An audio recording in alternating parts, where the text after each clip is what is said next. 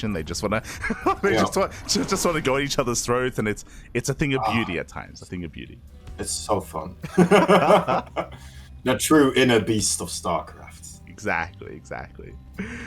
Speaking of inner beasts, we are jumping into our second series of the day. We're getting into our round of 16, and Kozan, why don't you take it away? All right. In the bottom left side, we got ourselves the Terran we've been following in a previous TVZ.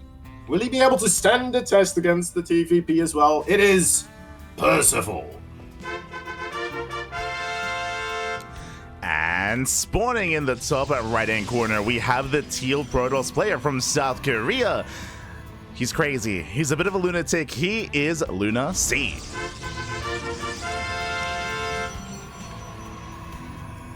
He sees the Lunia. No, wait. I messed that up so badly in so many ways.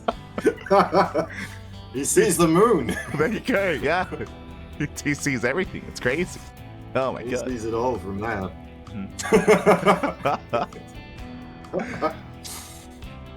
Off he goes. The little Probicans. LunaSea. Is LunaSea a aggressive player, you would say? Yeah, he is. Yeah? he lives up to his name, the LunaSea of LunaSea. That makes sense. I would love to have a conversation with these people, right, that have gotten into StarCraft 2 at a later point in time, but still carry on towards a professional track of StarCraft 2, playing at this level of competition. Where it's you know how that development is, right? Normally, people that play very aggressive are more successful, and then slowly but surely, the defensive players, they figure more and more stuff out. And the more the game gets figured out, the more defensive play becomes dominating, basically. But then, as a new player, how does that work? Do you then still just, does it feel better to just still be aggressive, or I don't know? It's curious to me. How would you try to approach that, really? Yeah. Would you try to just be defensive straight away, try to catch up, or would you try to go with that path of more success earlier on with aggression? I mean, personally, I'm more of a quote-unquote macro player. I like just calming down and taking more bases, making workers, and having an economy. But when it comes to more aggressive styles, I mean, the argument to that is, there are very successful players, right? There's players like, your Darks, your Shins, who are willing to shake it up and be more quirky and be in your face, especially Dark in ZVP, for example. And he's the best Zerg player in Korea, right? It's great. How can you argue against that? It works. I once. No, I'm a massive Dark nerd. But yeah, he's so decisive. I feel like Dark does aggression, though, usually off of key notes that he saw being hit in the game, But he will pull that trigger, man. If he thinks you just messed up a little bit, he's like, all right, then here we go. I know how to finish this. Other nade's gonna bounce. Yeah, KDA shot is going to be going up. First step goes down. As you mentioned, doesn't quite make it in here. It will take down the next Adept just barely, and he will bust into the mineral line. Interesting. All right, well, a lot of military units going down there. It's going to be difficult to catch these Hellions now, I suppose. 5-6 probes will be killed. It's probably all very much worth it. Yeah, not bad. Getting 6 workers, also getting a full scout of the main, getting eyes on the Twilight Council opener and and Blink. So not a bad move here whatsoever from Percival, especially considering Hellion Reaper doesn't really scale too well into a longer game. True. His own expansion, I didn't exactly. Did he go 1-1-1 before the CC or? Oh no. No? He went for a bit of an earlier CC. Just was building in the main. Yeah. Okay. I wasn't quite sure because if he did do something like that, the numbers wouldn't match up as much in my head too. Yeah. He would have had to get more done, but no. That CC is flying there. We're good. Yeah, is now being landed on location. Likewise, behind this, LunaSea going for his third as well. So pretty economic build by LunaSea. He's being active with these Stalkers, that is true, but he has no prison behind this. He has no extra gateways behind this either. Just 3-gate blink. Safe play out of LunaSea. Like that. First of all, this is courageous movements with these siege tanks, I want to say. Yeah. Okay, more reinforcements on the backside are going to get intercepted. Yeah, nice movement here by LunaSea, catching out a couple of Marines. Meanwhile, the tanks siege up on the high ground, and Peg Volley is going to be going off here on those Stalkers. Can he protect the tanks? He can! Oh, catches some of them. 2 Stalkers already going down. This Terran army is giving me a bit of a claustrophobic feeling right now, but another Stalker goes down. And the Zealots. Okay, he's racking up the kills here. Yeah, he's getting a lot done. He's going for the pylon as well. That is Nartosis pylon in the gateway. The Robe gets depowered as well. The points are being pulled. That is the blink right on the backside. The siege tanks will fall, but look at the amount of probes going down as well. Absolutely madness. And another siege tank. Oh, he's not going to clean this up, even, is he? I mean, it's going to be just a slaughter. Yeah, it's going to be close. The tank finally goes down. Meanwhile, Marines, they do still bust into the main. 15 probes going to be falling. He could still find some more damage here in the main base as well. And Percival, he just rallies across the map. Disgusting. Disgusting. That's Stalker right there, man. Just dying due to the infantry walking in one at a time, taking it down. Trying to repower up those gateways. LunaSea, I mean, doesn't quite have the minerals right now to really produce much of anything anyway. And losing that pylon right there again, that's gonna be. I mean, how do you continue in any way here? I mean, you don't. You don't is the reality. As the Immortal goes down, Stalkers, they're going to be kited back. There's only 2 Stalkers remaining. Yes, there is Blink. Yes, we can micro our hearts out, but once again, the mineral line is exposed, and once again, even more probes going down. Oh my goodness. Oh, the recon. It's not going to save. It saved one of them, I think. The chosen probe. Killed the one who survived. That's the one that survived. the one probe that lived did make it up, but GG gets pulled.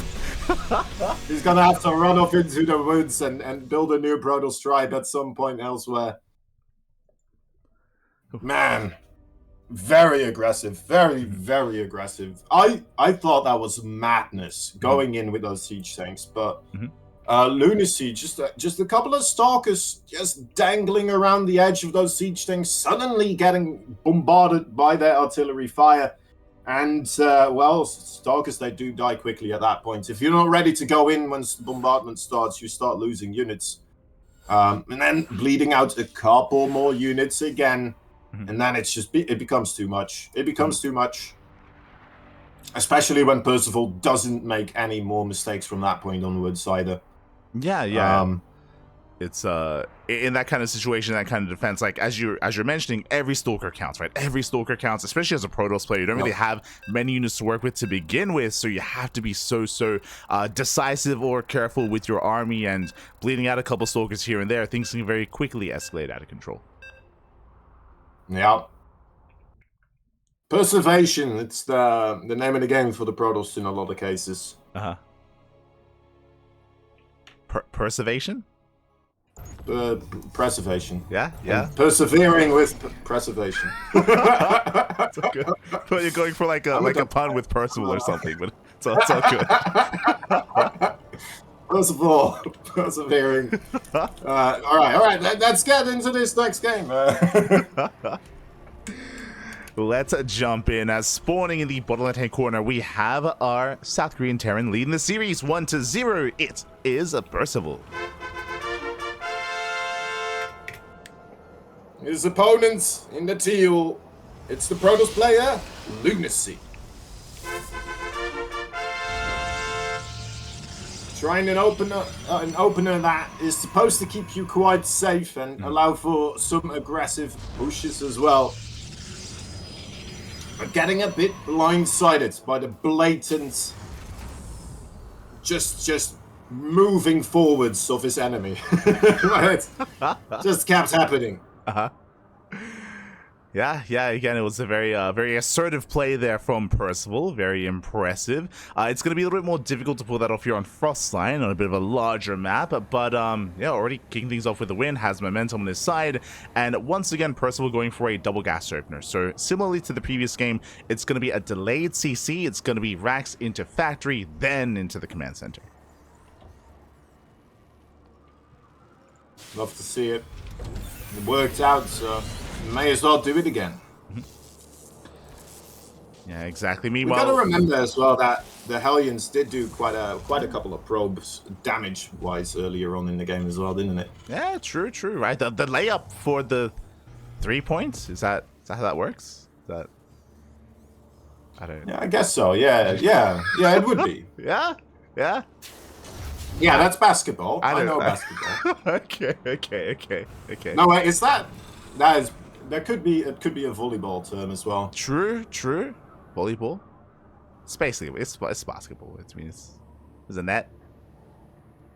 There's a ball. Yeah, basketball is cooler, right? Nice. Basketball is cooler. Yeah. Okay, fair enough.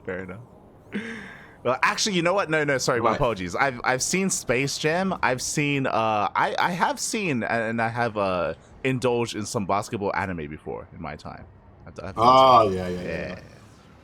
It's good. Oh god, what are they called? Kiriko no Basket? Yeah, Kuroko no Basket. You know. Yeah. I've seen it. It's That's how basketball dreams are started, man. There you go. It's a little bit different when you have like, you know, superpowered like shonen basketball players, you know, like shooting hoops from like halfway across the map. But it's, you know, it's I like to believe that happens IRL as well. Yeah. No, they're all based on real historical figures of basketball. I'm pretty sure all the characters. Yeah. I mean, there is a lot of stuff happening in this game right now. Like, I don't know if we should assess it. Should we just point the camera at it for a bit and be like moving on, or? We can just keep talking about basketball. I mean, I felt a little bit embarrassed last game when I was like, you know, he's crazy, he's a lunatic. But last game we had some standard safe player to LunaSea. But this is what we know. This is what we love. Proxy Dark Shrine, mate. Let's go. Reapers are coming into the main base right now. They have a shield battery to work against, so it takes them a while to kill. And how is it already 6? It's crazy, mate. The Reapers in the main base, the Hellions at the natural 6 probes already going to be going down. This will slow down his opponent, but he doesn't get eyes on the proxy. This is good damage, but he doesn't know what's coming his way. The DTs are warping in. That's true. That's very true. He doesn't have an Enshi Bay. He's no energy whatsoever. He does have a tech lab right next to his starports, but that is still, you know, he doesn't quite have the gas right now. Okay, he could be in a lot of trouble. He could be. He could be in a lot of trouble. Thankfully, only one DT, never mind, 2 DTs, one in both minimized. SCV's going to be going down. At the same time, the main armies do clash. The tank is going to get a lot of damage done here, but LunaSea just has to buy some time here to whittle away this army as he's doing so much across the map. And they come ready to nibble on that little siege tank right there. He's already going for the starboards. The brains on this man. Defensive he knows DT. where his victory's going to be. Yeah, and defensive DTs as well. With that, he defends back home. He deflects the attack. Likewise, there's the first scan being thrown down, but the DT will escape. Oh no! Gets out. Gets back in. He's okay. He's okay. There we are. Another scan. Oh, he's not. He got greedy the first scan, so the second scan got him. Yeah, second scan will clean up, but in the aftermath here, despite getting so many probe kills earlier, he is down to 24 SCVs. Yeah, it's a low number right now, and another DT is okay, just barely. Imagine, just how much of a displeasurable feeling that would have given Percival if that had gotten in. No, I mean that would have been game then and there, and even then it's still a rough position for Percival. Depot goes down, Natural is under fire. We do see Percival going for a committed drop across the map. He has to get something done across the map, desperately so. Otherwise he's going to be out of this. Okay. Okay, third base gonna be under fire. The Viking drop, as you do. But there's just he's everywhere. He's everywhere. He's gonna keep it alive. Yeah, pylon here. It's not really gonna tie up the game right now. Might have to pull some other punches. The siege tanks, the siege tank push doesn't look as strong as it did previously. Not this time here. There's barely any support. Yeah, there's 3 tanks, but again, we need more than just those tanks. Likewise, LunaSea's army gets spotted. He does a warp in. Charge is done, by the way. He's going to go for the kill. He's going for the tanks. Yeah, this is just going to start overwhelming here. Zealots rushing in. More and more are going to be warped in endlessly, as the ones who are here never will get shot down. It looks like Percival taps out, tidying up a tied-up game series. A series of a game. It's tidy. Lovely. Yeah. Very tidy. GG, well played. We're tied up at 1-1, as you were saying, and once again, we find ourselves in another ace match. That's what happens. That's what happens. We are, that's, you know, it's, I think it's our synergy, right? I think that's what makes it happen. Really, they just want us to, they just want to hear about more anime. That's all they want. And listening to this stream. Exactly. Do a game 3, right? And they can get away with it too, because like, because we don't talk about the game. Like, what? It's fine. Maybe they'll talk about my favorite anime if we keep going.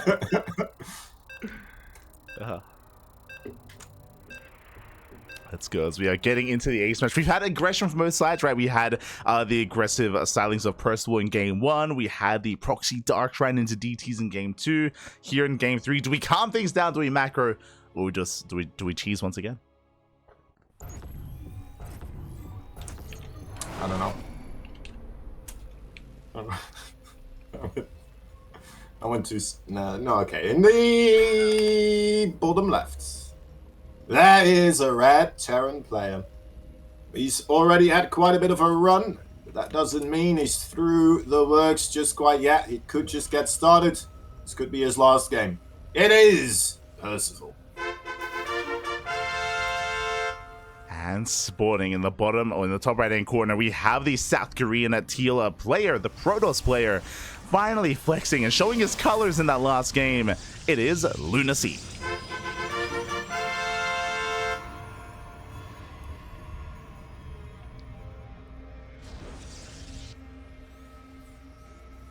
What kind of proxy would you like?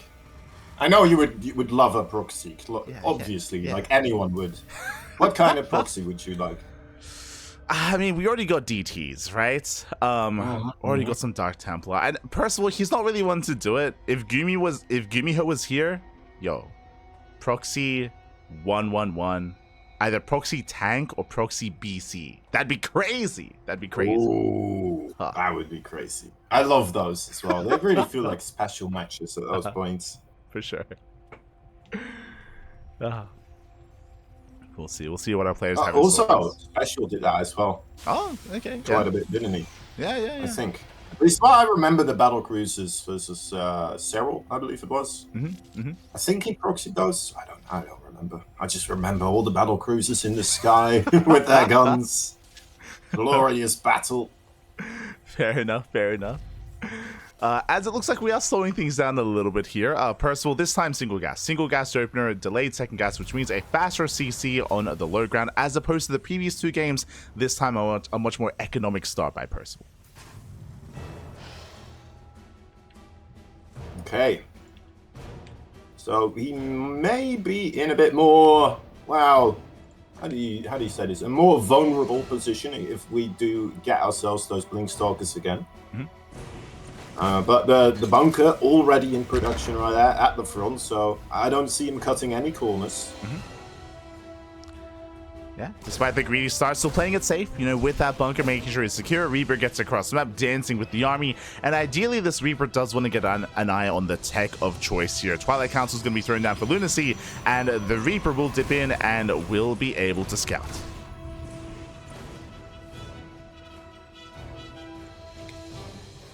Not bad. Always good to be in the know. Realize what is happening. It's in the art of war, if I'm not mistaken. Know thy enemy, as you know yourself, or something along those lines. Yeah. Sure.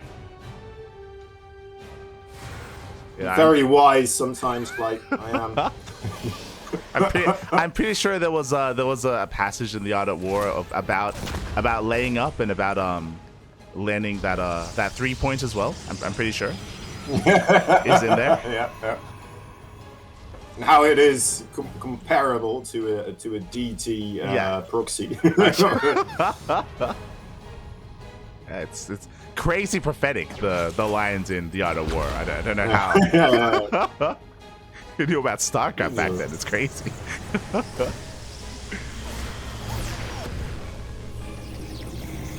It describes how to perfectly nade yourself past the Protoss wall as well. It really does. It really does. Yeah. It really does, yeah.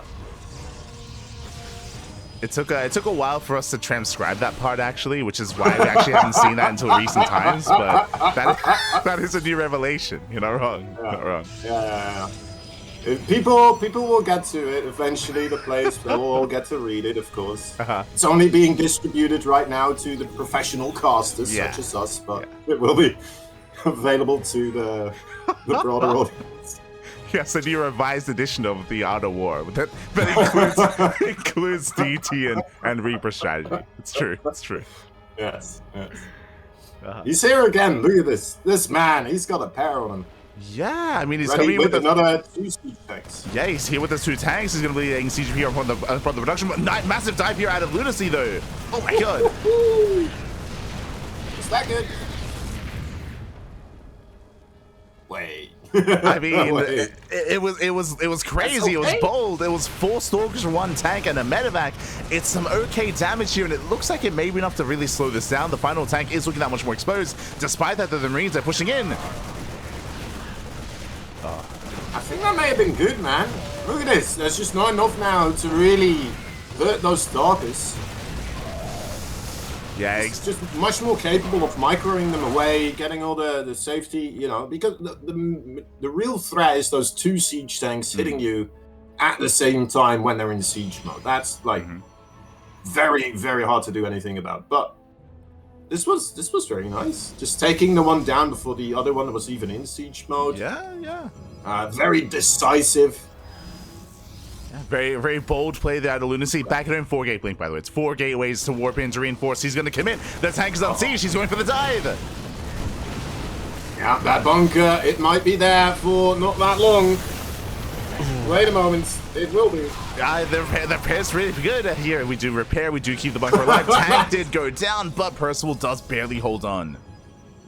There's 4 Marines in there, I just want to say, alright? I don't know how many Stalkers were there, but 4 Marines just held the floodgates against like 12 Stalkers, okay? Of course they had help from those SCVs, but that is one of the most scariest, or the best examples of why mass repair is so brutally good. Yeah, once again, pre-pools the boys does get the repair up, and despite all these Stalkers, that bunker is staying strong once again. He's there, but well, the Stalkers keep going, start to hurt the Marine numbers now. Don't have enough bunkers for all the boys. Yes, 8 SCVs go down behind this. LunaSea, he expands. He's not going all in. He is taking a base behind this. All right, I think we're just gonna go into a pretty. Well, actually, Percival's working numbers pretty good. Surprisingly good, really. Yeah. Didn't kill any probes, but I guess LunaSea just kind of stepped off the gas with his own probe production here and stuff like that, right? Because, well, you're being attacked, and then afterwards you're going for the counter-attack. You want to get those numbers up to the best place you can. Yeah, definitely, as LunaSea is poking in, prodding, forcing some boys off the mineral line, forcing some repairs. Depot is going to be under fire. Percival is getting a 3rd CC, though, so he's not going for any kind of crazy all-in himself. We are looking to get into the mid-game. Yeah, like nothing happens. Just a regular little setup. Units lost tab slightly in favor for LunaSea, but yeah, overall, well, income advantage, I don't know. I think LunaSea, you know, just with the contain here, should have quite the upper hand. Exactly, right? It's all about how long can he contain, how long can he keep Percival on these two bases. Meanwhile, he does reinforce with Zealot, so this is actually a little bit more committed here at LunaSea. He has the potential to maybe go for another dive into that natural, especially now that the bunker was salvaged. He's going for it.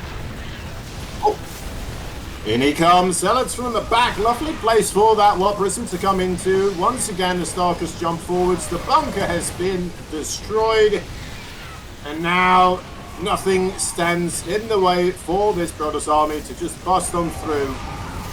Right on top of the production. There is still enough Terran, but I mean, that was an exploding orbital we just witnessed. And maybe all she wrote. Yeah, the natural is broken here. Percival Heal's getting ready for a longer game. Remember, he even salvaged that bunker as well. But alas, LunaSea had other plans. He was able to come in from behind, go to full surround of the natural, which you rarely see. That was a crazy warp in behind the army. And as you mentioned, Percival, he's down to, I mean, this was meant to be the third. Now it's the natural. I'll be honest, like, in my head, I was trying to figure out where this game could go, and that was not one of the scenarios I really had in mind. I thought, okay, well, he's set up again, he's got his siege tank, his bunker's in place now, you know, he's actually got a bit of a girthy bio ball. This is... But in he came, and it just LunaSea breaking it all apart. Yeah. Very impressive. Yeah, it's not all about that girth, Kozan. You know, there's a little bit more finesse that I see. that comes into play. People keep telling me, but I'm... Oh, God. But, yeah, impressive, right? LunaSea coming in from behind, like, warping in, getting the full surround. Behind this, LunaSea doesn't have to break the natural, right? Like, he has to be careful not to overextend, but he doesn't need to. He's on 4 bases. He's looking comfortable here. Just has to calm things down and just macro up. Set up for wave number 3. I mean, the supply is just growing further and further apart here. I think, yeah, well, what we really would need here is just amazing Widowmine hits, don't we? Yeah, like mine shots, potential drop play as well to get across the map to distract LunaSea to get some worker kills. Yeah. Did you see that? He was targeting down the Widowmines, just poking those away. He's like, you know what? That is something that could still kill me. Let's get rid of it. Yeah, it does. Let's shut them down. Meanwhile, massive Dune drop across the map. As Percival sends everything across the map, here comes LunaSea. And there's not much at him to defend. Warp Prism in the main base as well. This is an absolute devastating strike once again. In all crevices, a Zealot will creep. And Percival moving across with his 4 medavacs. I mean, that is just never in a million years kill enough Protoss here.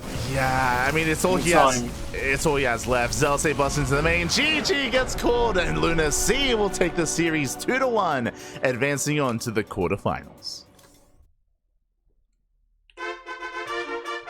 Well played. Well played.